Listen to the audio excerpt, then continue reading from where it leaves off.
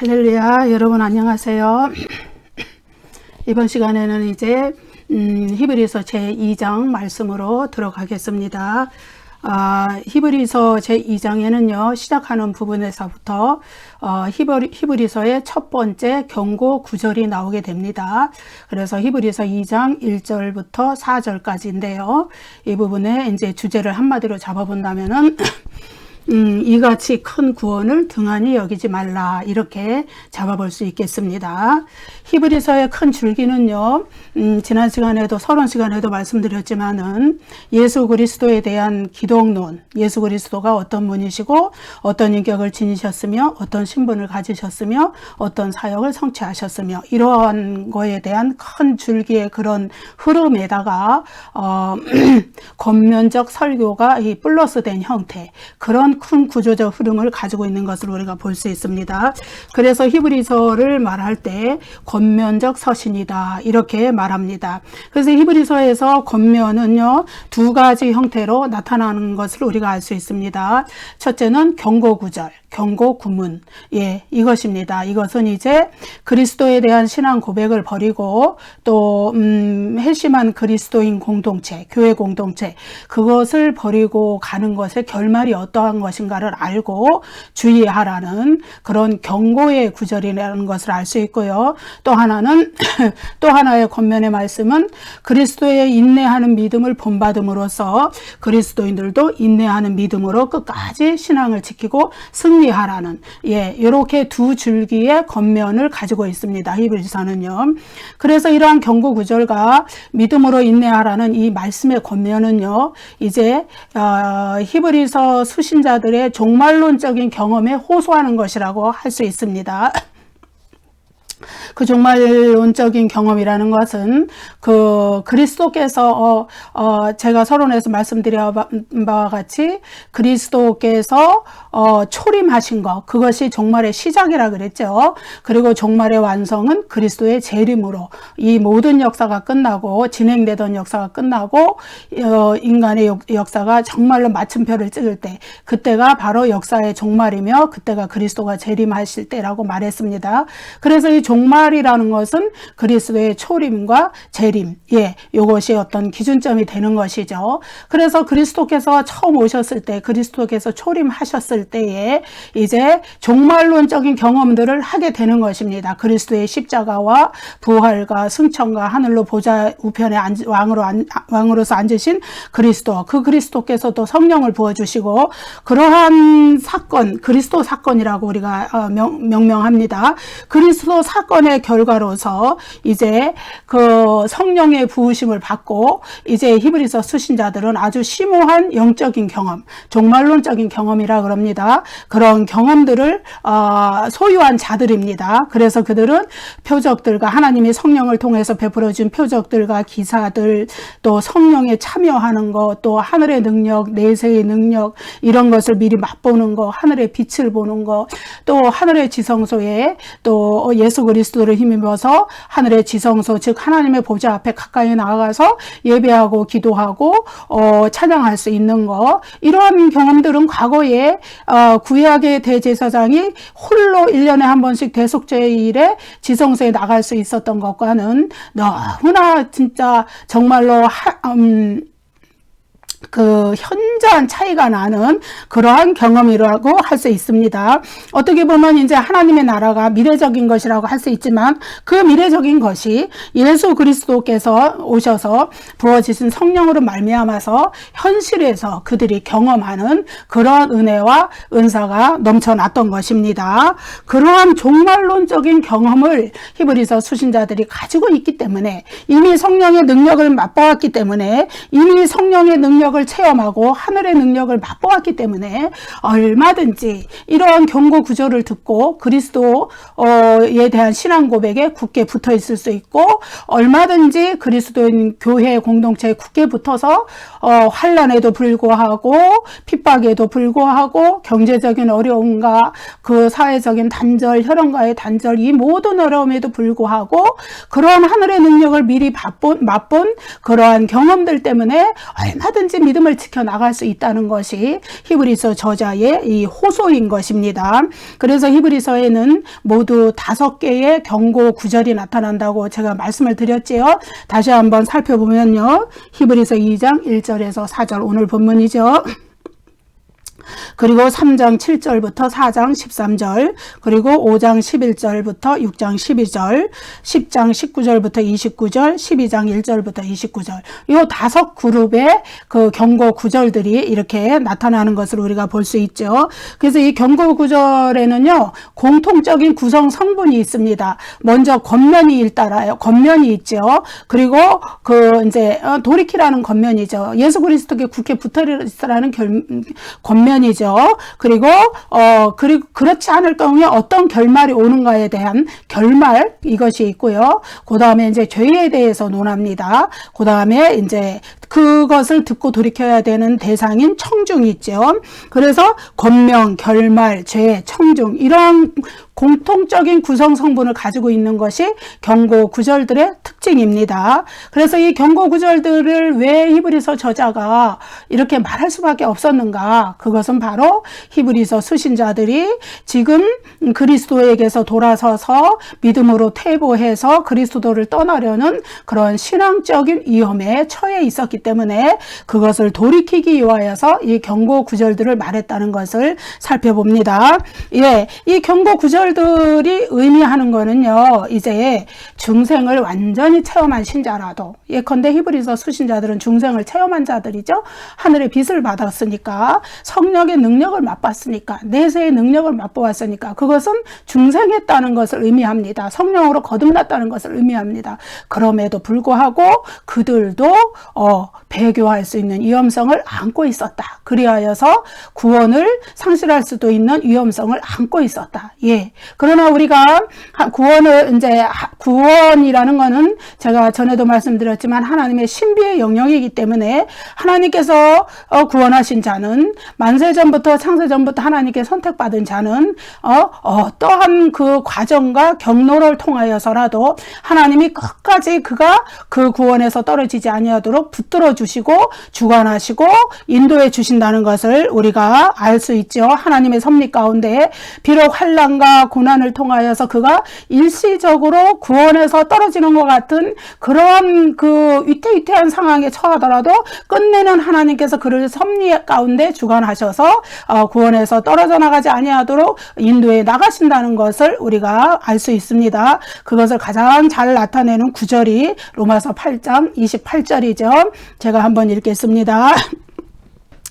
우리가 알거니와 하나님을 사랑하는 자 곧 그의 뜻대로 부르심을 입은 자들에게는 모든 것이 합력하여 선을 이루느니라. 예. 모든 것이, 예. 우리가 이제 구원받은 후에, 그러니까 우리가 이제 하나님 앞에 칭의 의롭다고 인정을 받고 중생의 체험을 경험하고 난 뒤에도 우리는 일생을 살아가면서 순탄치 않은 그런 구원의 과정을 걸어가게 됩니다. 전에도 말씀드렸지만 구원의 완성에 이르기까지 우리는 끊임없이 거룩하게 되고 성화되어 나가는 존재이기 때문에 그 과정에서 이제 넘어지고 또 넘어지고 믿음을 또 잃어버리고 이런 일들이 자주 반복적으로 일어나게 됩니다. 그러나 그러한 모든 것 가운데서도 하나님이 끝까지 그를 붙들어 주신다는 것, 그것이 구원의 섭리요, 그것이 구원의 하나님의 그 구원을 완성시켜 나가시는 구원의 경륜이라고 보면 되겠습니다.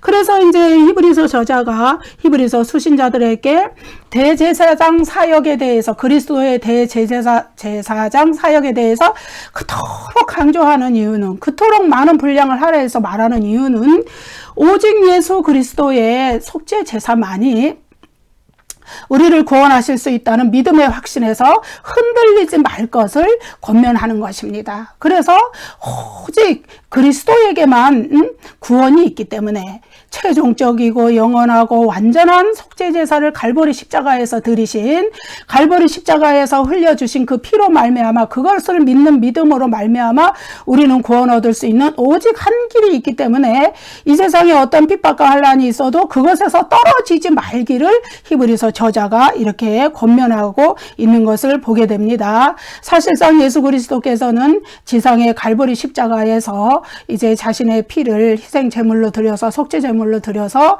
이제 인간을 위한 속죄 제사를 완성하셨습니다. 그것은 최종적이고 영원하고 완전한 속죄 제사이기 때문에 예수 그리스도께서 자신을 속죄 제물로 드린 이후에는 누구도 어떤 짐승도 다시 피를 흘려서 인간을 위한 속죄를 할 필요가 없었습니다. 그래서 그것은 영원한 것이며 완전한 것이며 최종적인 것이며 예수 그리스도의 오직 갈보리 십자가 그 피만이 이제 우리를 위한 유일한 구원의 길이라는 것을 말씀드렸죠.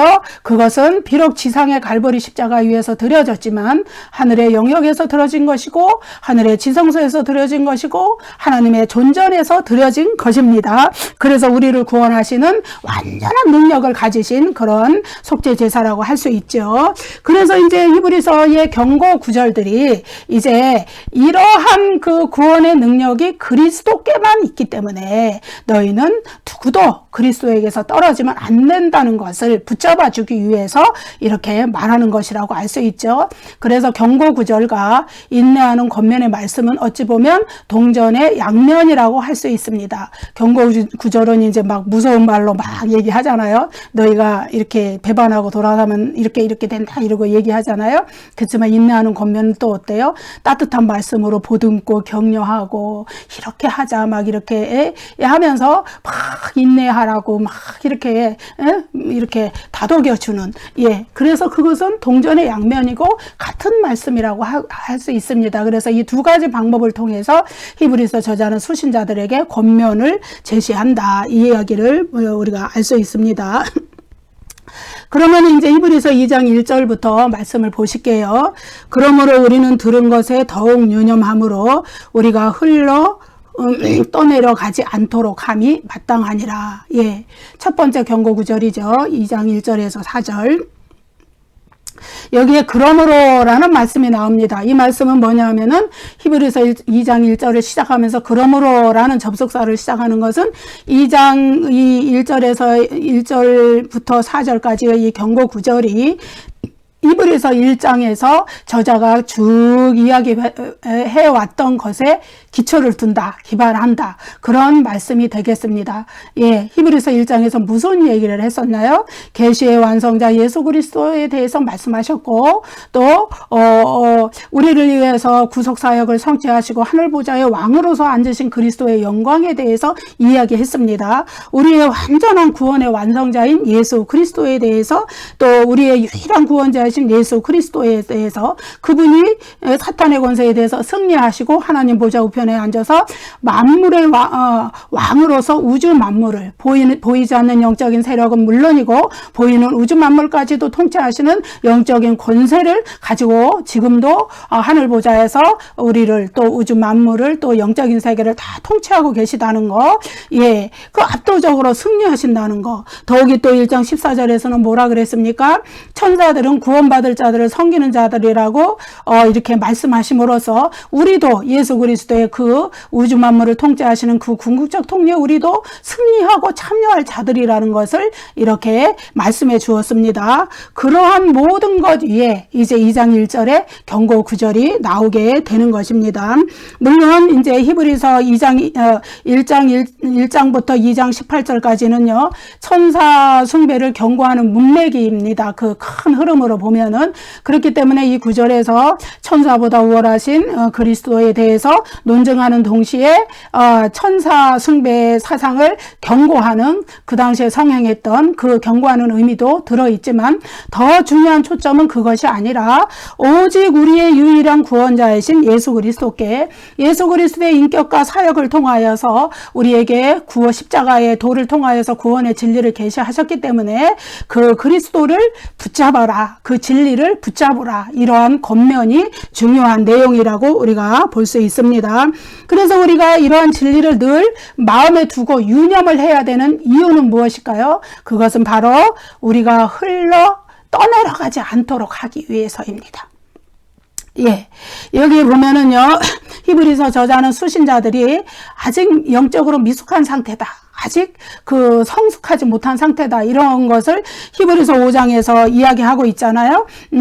너희가 듣는 것이 아직 둔하다. 내가 멜기세덱에 대해서 설명해 주려고 하는데 너희가 듣는 것이 아직 둔해서 설명하기가 어렵다. 때가 오래돼서 너희가 선생이 다 되어야 될 판에 아직도 그리스도도의 초보를 배우고 젖이나 먹고 단단한 음식을 못 먹는 자들이 되었다. 이렇게 히브리서 저자가 안타까워하는 모습을 보고 있죠. 그런 영적인 미성숙함, 그것 때문에 더욱더 그리스도를 떠날 수 있는 위험성이 있기 때문에 떠나지 말고 흘러 떠내려가지 않도록, 무엇이 너희가 지금까지 배운 진리가, 그리스도에 대한 진리가 우리의 유일한 구원자가 되시며 하늘 보좌에서 영원한 승리자가 되시는 그리스도에 대한 진리를 붙들어야 된다는 것을 여기에 이렇게 말씀해 주고 있는 것입니다.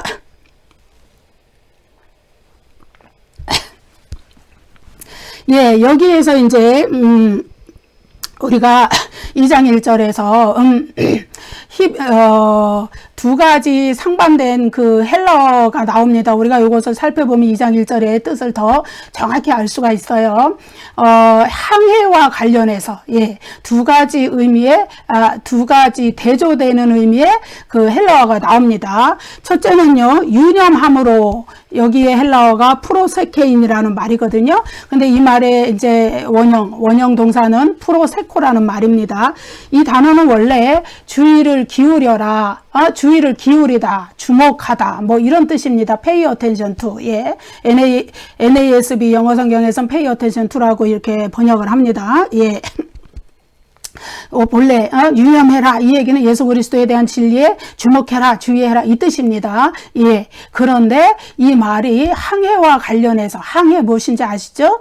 배 타고 가는 거예요. 배 타고 이제 뭐 유람도 갈 수가 있고 무역선이 갈 수도 있고 또 때로는 군사선, 예, 그런 것도 뭐 있고 잠수함도 있고 뭐 여러 가지 배가 있겠지만은 어쨌든 여기서 이 배와 관련된, 항해와 관련된 이 단어가 나오는 거는요, 히브리서 저자가 우리의 구원의 여정, 구원의 시작으로부터 구원의 완성에 이르기까지의 그 긴 기간의 그 여정을 천국에 도달하는 항해에 비유하고 있다고 이렇게 보면 되겠습니다. 그래서 이 주목하다, 유념하다, 이 뜻은 뭐냐 하면은요, 항해와 관련해서는 정박하다는 뜻입니다. 그래서 어떤 안전한 항구나 어떤 목적지에 배를 단단히 이렇게 붙들어 매는, 예, 정박시키는 그런 거, 예, 그것을 말하는 것입니다. 그래서 어떤 분명한 시야에 있는 확실한 정박지, 확실한 목표, 우리의 목표는 어디일까요? 천국이죠. 결국은 우리가 만약에 아무리 이 세상에서 봉사 헌신 다하고 이 세상에서 아무리 또 물질적인 부귀영화를 누려도 만약에 우리의 영혼이, 그리고 우리의 부활한 몸이 영원히 다시는 죽지 않는 그 무서운 지옥 불못에 떨어진다, 둘째 사망의 불못에 떨어진다면은 다 소용이 없는 것이죠. 이 세상은 짧은 것이고 모세가 말하기를 강건해도 80이라 그랬으니까, 예, 뭐 지금은 더 오래들 사시지만은 어쨌든 이 짧은 이 100년 안쪽으로 거의 사는 이 짧은 세상에서 아무리 부귀영화를 누린들, 아무리 좋은 것을 보고 좋은 것을 누리고 호화스럽게 산들, 그것이 만약에 우리의 영혼과 몸이 우리가 지옥 불못으로 떨어진다면 무엇이 우리에게 위로가 되겠습니까? 그래서 우리의 영원한 목표, 영원한 정박지, 영원한 항구, 우리가 도달할 영원한 항구는 천국일 수밖에 없어요. 새하늘과 새 땅이고 재림 후에도 예수님과 하나님의 임재 가운데 영원히 살아가게 될 그 새하늘과 새 땅, 새로운 그 새 예루살렘 성, 그런 것이 우리의 정박지가 되는 것입니다. 그래서 유념하라, 이 말을 배의 항구와 그 연관지어서 해석할 때는 정박하다, 정박해야 된다. 그런 거예요. 그리스도의 진리에 유념하는 것은 천국에 무사히 우리가 도달할 수 있는 길이 되는 것이죠. 반대적인 의미, 대조적인 의미가 흘러 떠내려간다는 의미입니다. 이거는 헬라어로요. 파라리오멘, 여기는 이렇게 되어 있지만 그 원형 동사를 보면 파라르레오 이런 동사입니다. 이것도 항해와 관련된 언어예요. 그런데 아까 그 프로세코와는 완전히 대조적인 의미를 나타냅니다. 뭐냐면은 떠밀려가는 거예요. 떠밀려. 분명히 눈앞에 시야에 정박지가 확실히 보여요. 아, 이제 항해를 끝내고 저기에 탁 닻을 내리고 이제 돛을 접고 닻을 내리고, 예, 그렇게 해서 이제 딱 이제 정박을 해서 거기에 이제 막 정착을 해야 돼요. 내려야 돼요. 그런데 그러지를 못하고 어떻게 해요? 그거를 바라보면서도 그냥 자기도 모르는 사이에 무의식 중에 표류하는 거예요. 딴 곳으로 막 흘러 떠내려가는 거예요. 예. 그래서 이 파라르레오 이 말은요, 고대의 헬라 시인 호머라는 시인 때부터 아주 유명하게 사용되던 단어라고 그럽니다. 그래서 어떤 이제 무의식적으로 하는 것들이 주로 여기에 속합니다. 그래서 예를 들어서 내가 손에 막 반지를 끼고 설거지를 했는데, 아이, 나도 모르게 저기 설거지하는 동에 반지가 그냥 미끄러져서 나갔어. 근데 못 찾아. 물론 내 집안에 싱크대 같으면 금방 찾겠지만은 어디 봉사를 가시던가 어디 평소에 내가 일하지 않는 곳에서 일하다가 갑자기 그렇게 되면은 예, 못 찾는 것이죠. 그런 거. 또 실수로 음식을 나도 모르게 흘려버리는 거. 또 무의식 중에 내가 정말로 안 해야 될 말인데 무의식 중에 나도 알지 못하는 사이에 그 말이 막 새어나와서 막 해버렸어. 엎질러진 물이야. 주워 담기 어려워. 그런 거.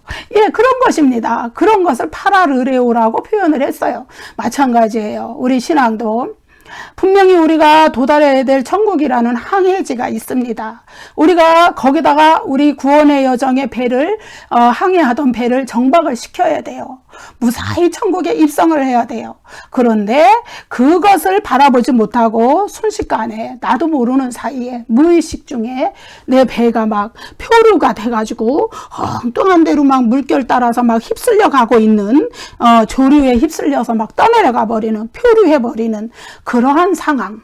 다시 말해서 우리도 알지 못하는 사이에 깨어 근신하지 못하면 그런 상황이 오겠죠. 우리도 알지 못하는 사이에 어떻게 해요? 우리가 그냥 벌써 알지 못하는 사이에 이단적 사상에 접거나 그리스도의 진리, 말씀의 진리에 어긋나는 그 관념들이나 습관이나 그런 것들에 우리가 휩쓸려 넘어가거나 그렇게 해서 우리가 하나님이 기뻐하시지 않는 일을 행하거나 그래서 아무튼 천국에 우리의 영혼을 정박시키지 못하게 만드는, 우리를 떨어지게 만드는 모든 것들, 예, 그렇게 해서 우리가 들은 구원의 말씀으로부터 우리를 흘러 떠내려가게 만드는 것들, 예, 이런 것을 표현해주는 단어가 여기 파라르레오라는 단어죠. 그래서 이 두 가지 대조적인 단어를 통해서 히브리서 저자는 그러므로 우리는 들은 것에 더욱 유념함으로 흘러 떠내려가지 않도록 해야 된다. 이렇게 말하죠. 예. 유념해야 된다는 거예요. 들은 것에. 그리스도의 진리에. 예. 그리스도께서 우리를 구원하시고 승리하셔서 하나님 보좌 우편에 왕으로 앉으셔서 우주 만물을 통치하신다는 그 사실. 그래서 우리도 같이 그 승리에 연합하고 함께 참여한다는 그 사실. 그런 것에 우리가 주목해서 예, 우리의 믿음을 끝까지 현실의 어려운 가운데서도 지켜나가는 것. 그것이 바로 정박시키는, 배를 천국의 항해지에 무사히 도착시키고 정박시키는 우리의 믿음의 행위라는 걸. 우리 구원의 여정의 배를 무사히 정박시키는 행위라는 것. 예, 그것을 얘기하는 거예요. 들은 것에 유념하는 행위가. 그렇지만은 반대적으로 우리가 그것에 게을러지고 그리스도의 구원의 진리를 유념하는 것에 게을러지고 또 무의식 중에 우리가 나태해지고 그것을 또 반복적으로 우리가 신앙 고백하며 기도하며 우리의 마음속에 새기며 이런 것들을 우리가 게을리 했을 때 우리도 알지 못하는 사이에 그 천국으로 향해 가는 구원의 여정의 그 항해에서 흘러서 떠내려갈 수가 있다는 거예요. 그게 경고 구절이죠. 경고하는 거예요. 그렇게 하지 말라는 거죠. 예, 깨어 있으라는 거죠. 아까 말씀드렸듯이 하나님은 자신이 선택한 백성을 끝까지 보호하시고 섭리하시고 이끌어 가시기 때문에 우리가 구원에서 미끄러지지 아니하도록 끝까지 우리를 주관하시고 인도해 가시지만, 그리하여 모든 것이 합력하여 선을 이루듯이 이제 우리의 구원이 완성에 이르르겠지만은, 그러나 우리가 신앙으로 깨어서 그 하나님의 섭리, 하나님의 주관하심에 우리 자신을 맡기고 열심히 우리도 호응해야 된다는 것을 이야기하고 있는 것입니다. 이것은 여러분 오해하시면 안 돼요. 행함으로 구원받는 그 얘기를 하는 것이 아닙니다. 우리는 믿음으로 구원을 받지만은 깨어 있어야 된다, 그 얘기를 이야기하고 있는 것이죠. 그 다음에 2장 2절 보실게요.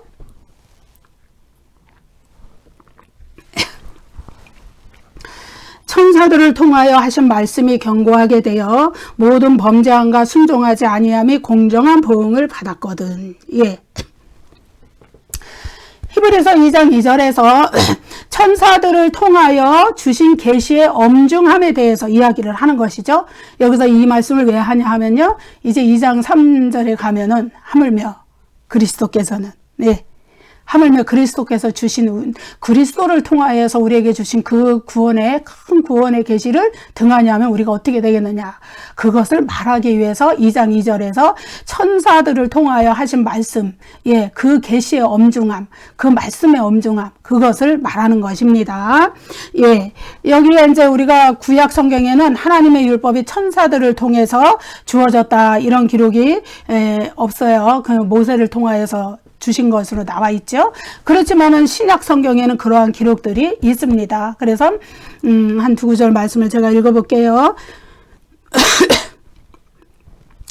사도행전 7장 53절 너희는 천사가 전한 율법을 받고도 지키지 아니하였도다 하니라.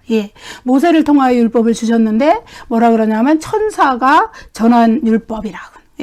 그렇게 말씀하죠. 그걸 받고도 안 지켰다. 갈라디아서 3장 19절 그런즉 율법은 무엇이냐? 범법함으로 더하여진 것이라 천사들을 통하여 한 중보자의 손으로 베푸신 것인데 약속하신 자손이 오시기까지 있을 것이라. 여기도 또 천사들을 통하여서 한 중보자를 통하여, 한 중보자는 모세를 이야기하죠. 그렇게 해서 우리에게 베풀어 주셨다는 거예요. 율법. 구약의 옛 언약, 율법은 천사들을 통하여 우리에게 주신 계시다. 근데 그것도 경고해서 만약 거기에 범죄함과 순종하지 아니함이 있거든 공정한 보응을 받게 된다. 그럽니다. 공정한 보응을 받았다는 건, 받는다는 거는요, 율법은 그것을 어긴 범죄자와 불순종한 자들에게 아주 엄격한 심판을 행했습니다. 공정한 보응을 내리신 거죠. 공정한 보응, 그 보응의 의미를 조금 이따 설명할게요. 근데 여기에 범죄함은 헬라어로 파라바시스라 그럽니다. 이것은 경계의 선을 넘는 것을 의미합니다. 하나님께서 율법 또 우리의 양심, 이것으로 어떤 경계선을 주셨어요. 예컨대 살인하지 말라 이러면 살인해서는 안 되는 거예요. 간음하지 말라 그러면 간음해서는 안 되는 거예요. 내 이웃에 대해 거짓 증거하지 말라 그러면 그렇게 해서는 안 되는 거예요. 어떤 선을 그어주셨단 말이에요. 경계선. 그것을 위반하는 거, 그것을 범하는 거, 그것이 파라바시스라는 헬라어입니다. 여기에서 범죄함이라는 거는 바로 그런 거를 의미하는 것이죠. 그 다음에 이제 순종치 아니함, 이거는 헬라어로 파라코에라 그럽니다. 이것은 불완전하게 듣는 것을 얘기해요. 하나님 앞에 청종하지 않는 것이에요.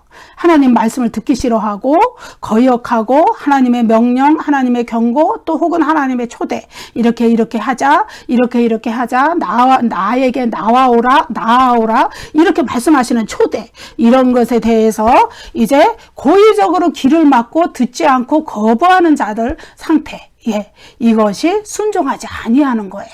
불순종이죠.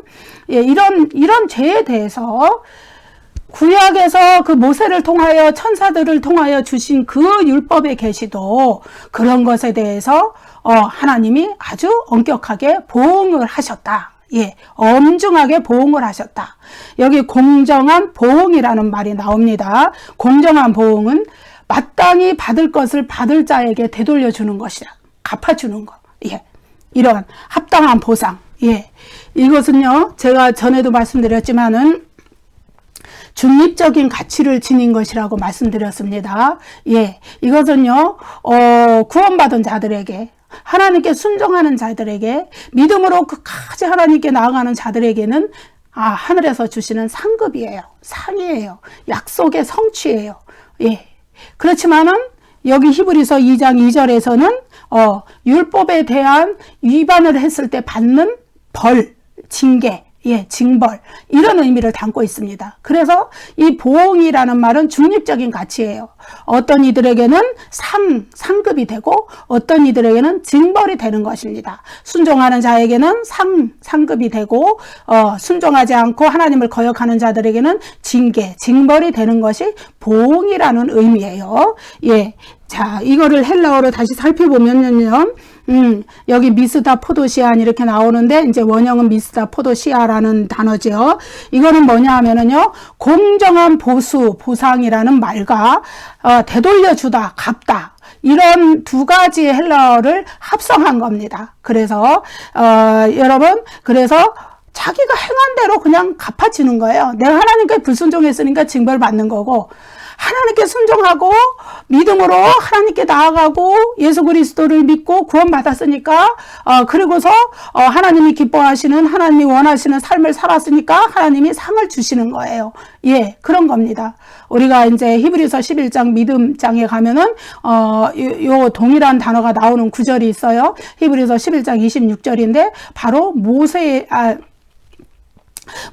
대해서 이야기가 나올 때 상주심이라는 단어가 나옵니다. 상주심을 바라봄이라. 예, 예.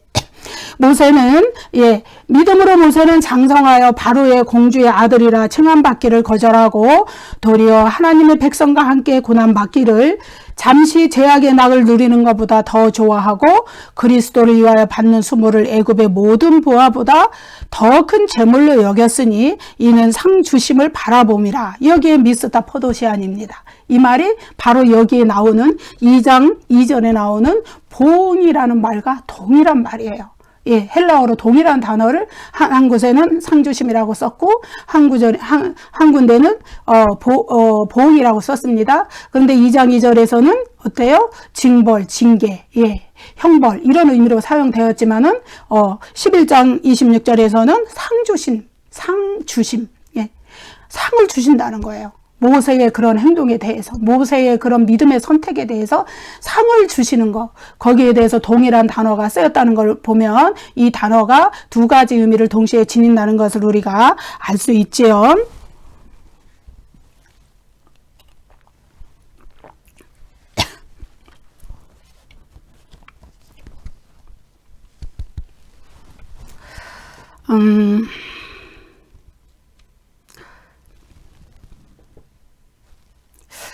여러분 여기까지 하고, 예, 잠시 끊어서 다시 다음 시간을 하는 것이 좋겠습니다.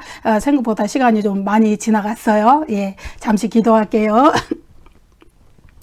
은혜로우신 우리 아버지 하나님, 천사들을 통하여 주신 계시도 또 하나님께서 또 징벌을 주셨거든, 하물며 구원의 복음 그리스도를 통하여서 주신 구원의 복음을 또 거절하고 거부하고 돌아서는 자에게 하나님께서 내리시는 그 보응이 어떠한 것인 줄을 우리가 이 시간을 통하여 배웠습니다.